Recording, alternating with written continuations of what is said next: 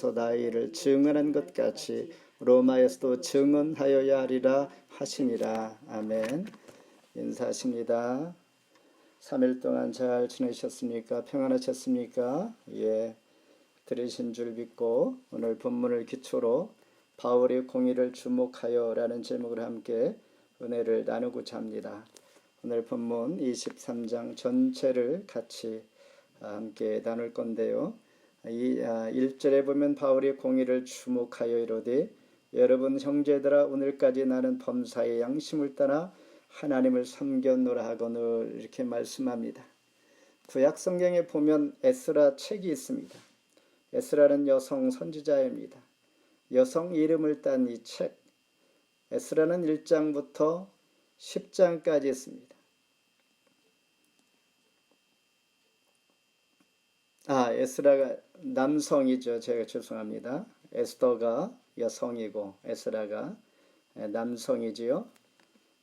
율법사 그리고 제사장 훌륭하신 분, 구약 성경 중 에스라 책이 있는데 1장에서 10장까지 있습니다. 근데 여호와 주님이란 단어가 단 한 번도 나오지 않습니다. 그러나 하나님의 손길이 수없이 많이 나옵니다.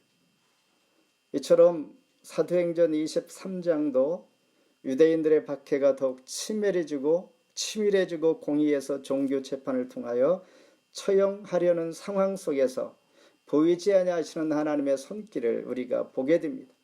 그 섭리의 손길이 어떻게 작용하는지 오늘 저와 여러분 가운데도 임하기를 원하면서 사내들인 공의 재판 앞에 사도 바울이 서 있습니다.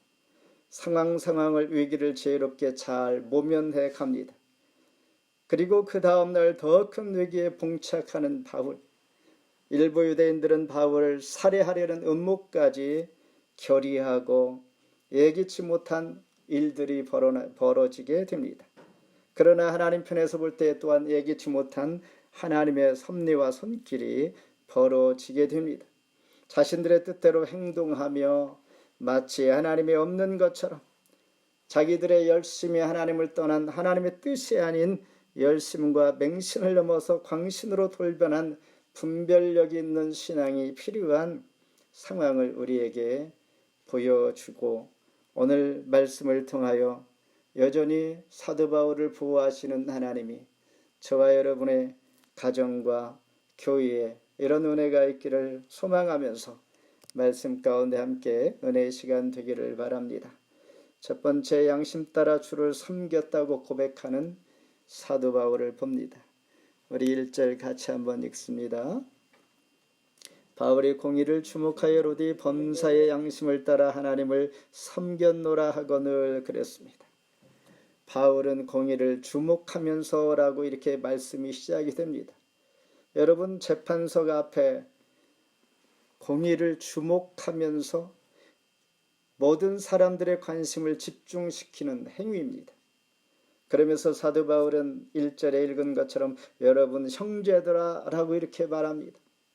순간 법정에서 공의를 바라보면서 친근감을 유도하기 위한 청중을 부르는 담대한 자신 있는 이 모습에 사도 바울을 보게 되면서 그가 말하기를 하나님을 내가 섬겼다. 이 말은 내가 하나님 천국의 시민으로 내가 살았다라는 것입니다. 부끄러움이 없이 하나님 사람으로 살았다. 빌립보서 3장 20절에 우리의 시민권은 하늘에 있으며 거기서 구원하는 자 곧 주 예수 그리스도를 기다리노니. 저와 여러분 살아가는 삶이 천국의 시민권, 하늘의 사람처럼 살아가고 있습니까? 성경의 모든 말씀은 천국에 대한 법을 가르쳐주고 있습니다. 성경을 배우고 성경을 읽고 말씀대로 산다는 것은 우리가 천국 시민으로서의 리허설을 하게 되는 것이죠. 천국 시민임으로 가기 전에 법을 우리가 배우고 있다라고 생각하시면 됩니다. 사도 바울은 그의 구원의 열정이 대단하여 하나님은 그를 통하여 이런 위치에 서게 만들어졌습니다.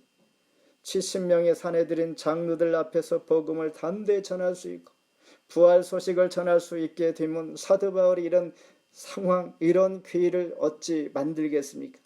그러나 하나님께서는 구원의 열정 있는 자들을 뜻하지 않게 이런 복된 자리로 불러 세워 기회를 주시는 법입니다. 우리가 살아갈 때 뜻하지 않는 기회, 상황들이 옵니다.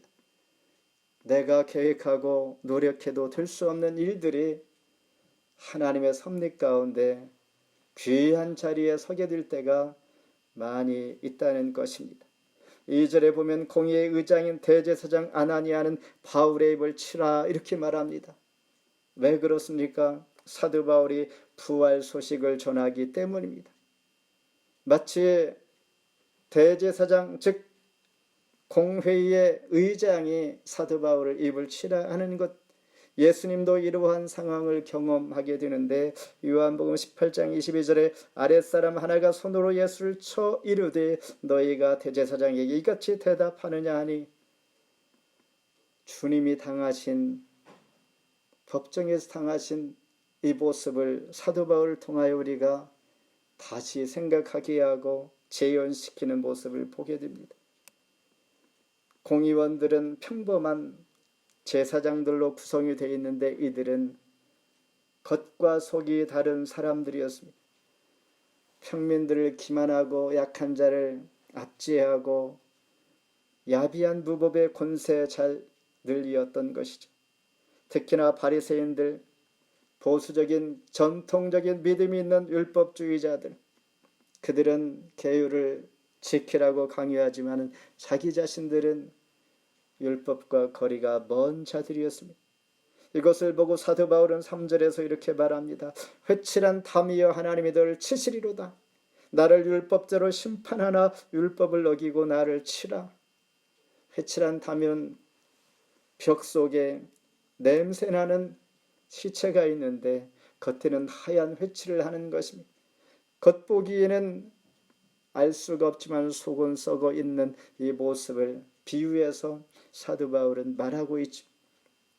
그러면서 하나님이 너를 치시리로다 3절에 하나님께서 어떻게 하는지 두고 보라 이런 말입니다.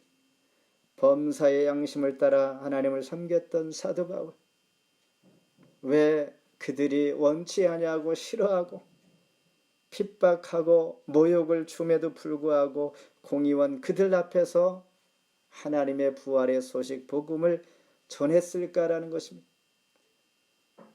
나 같으면 그런 자리 원치 아니하시고 사람들이 나를 싫어할 때 그 자리 굳이 전하고 있을 이유가 없다라고 생각할 것입니다. 오직 사도 바울은 이런 마음을 가졌습니다. 로마서 5장 6, 8절에 우리가 아직 연약할 때에 우리를 위하여 죽으신 하나님의 사랑, 그것을 보게 되는도다.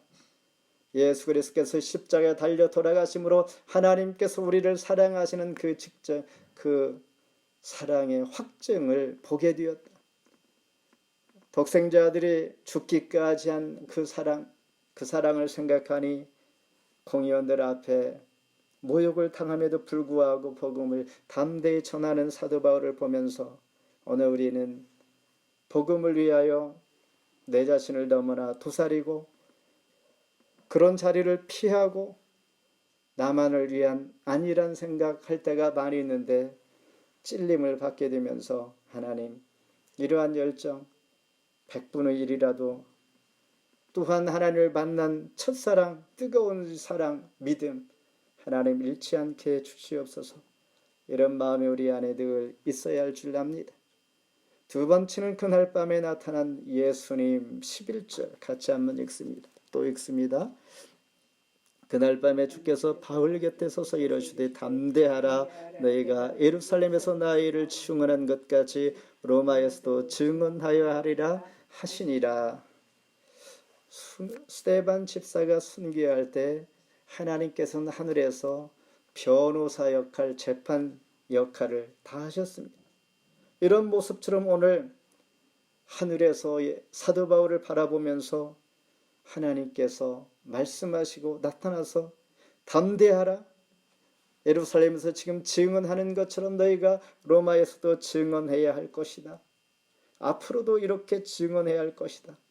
이 말은 사도 바울의 손을 들어주셨다는 것입니다.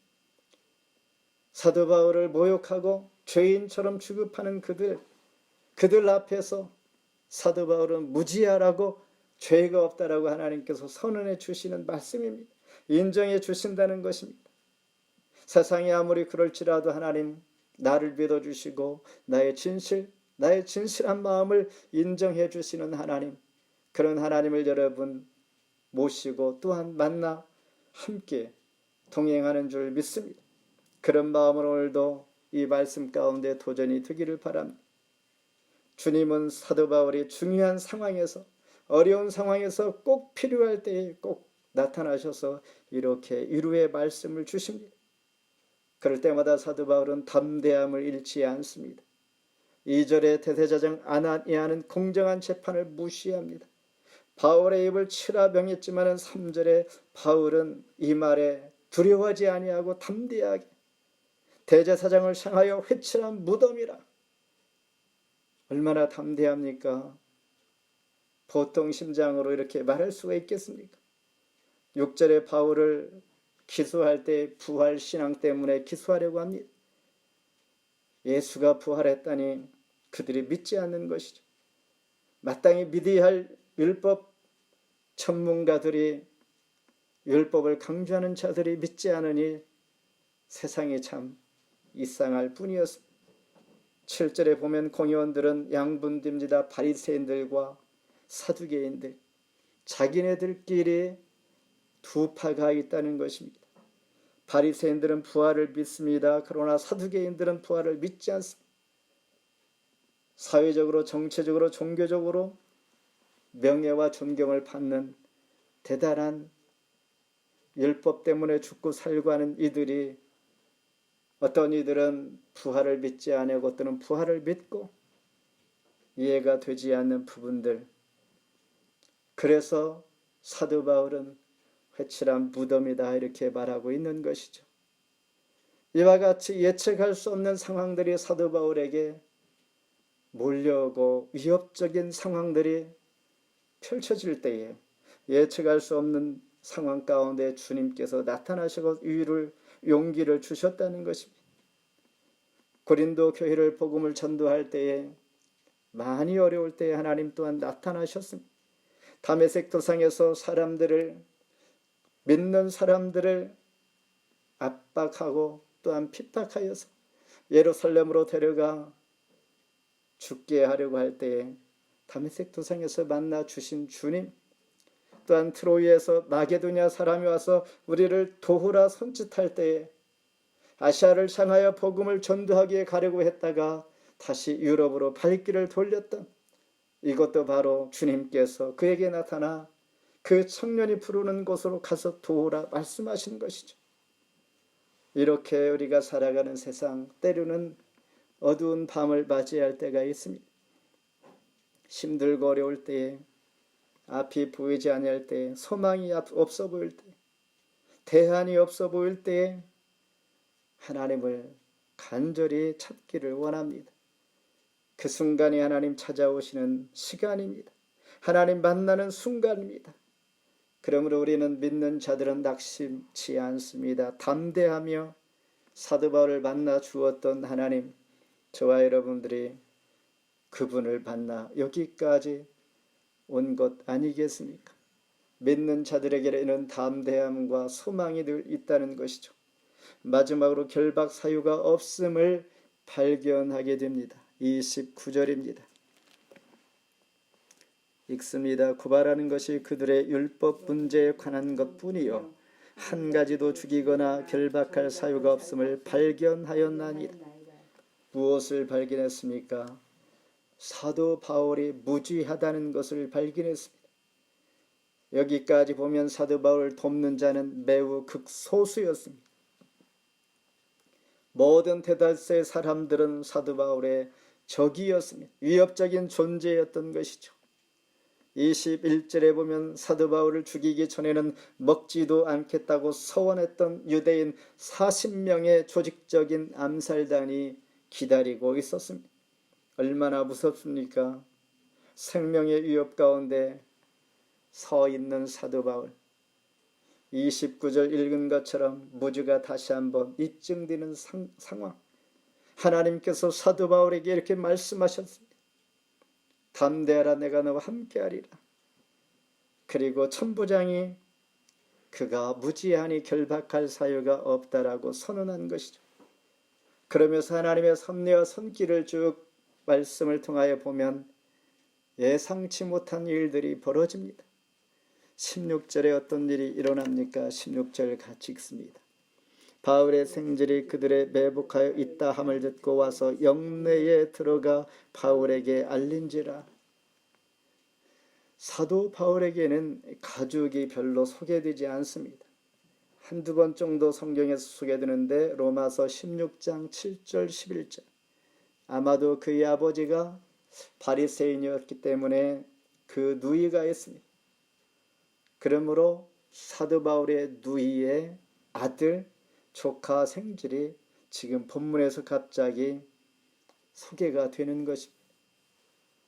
40여 명이 사도 바울을 잡아 죽이려고 했던 이런 비밀 암살 조직단의 소식을 이 생질이 듣고 빨리 사도 바울에게 가르쳐 주는 것이죠. 만일 그가 아니었다면 사도 바울은 꼼짝없이 잡혀 죽게 될 수도 있습니다. 비밀 정보를 그 생질 조카를 통하여 알게 되면서 사도 바울은 생명을 보존할 수 있게 되었습니다. 이와 같이 하나님은 위기의 순간 가운데 전혀 생각지 못한 사람을 통하여 개입시켜 순간을 모면하게 하시는, 마치 롤러코스터를 타는 것처럼 어쩌면 그리스도인들 은혜 입은 자들은 매일매일 살아가는 것이 아슬아슬합니다. 여유있게 자유있게 평안하게 살아가는 것, 그것도 복이지만은 매번마다 하나님 주시는 은혜로 살아가는 이 자체가 정말 하나님의 은혜를 더 고백하면서 살아가는 자들입니다. 생각지도 않은 상황에서 건져주시는 하나님.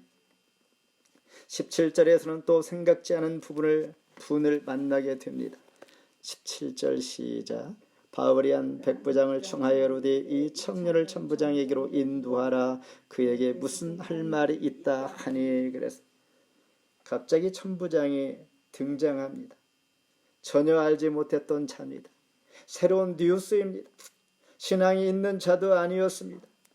하나님은 이처럼 불신자조차도 사용하여서 당신의 사랑하는 자들을 구원해 주고 있다는 것입니다.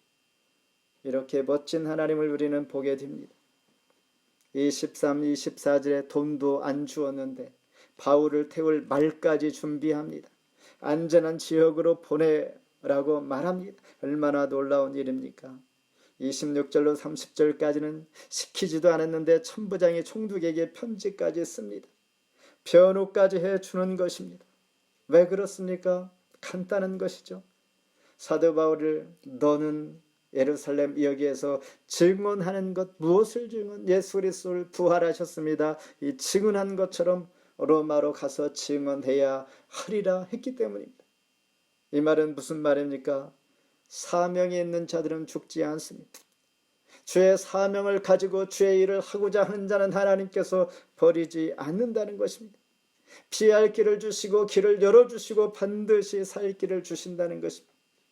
누구를 위하여 살기를요? 예수를 위하여 살기를 우리가 결심합시다. 예수를 위하여 살기를 애씁시다. 우리가 손해보는 것 같고 시간을 허비하고 인생이 허비되는 것 같지만 그렇지 않습니다. 하나님은 그 길을 붙잡아 주시고 인도해 주십니다. 천부장은 자기가 본 그대로 총독에게 말합니다. 누가 시키지도 않았습니다. 총독에게 말하기를 체포할 이유도 감금할 이유도 전혀 발견하지 못했습니다. 마치 예수님께서 빌라도 재판을 받던 장면과 같습니다. 유대의 왕, 영적인 왕, 내가 죄를 찾지 못했다 그래서 유대인들이 어떻게 합니까? 십자가에 못을 박으라고 외치지 않았습니다.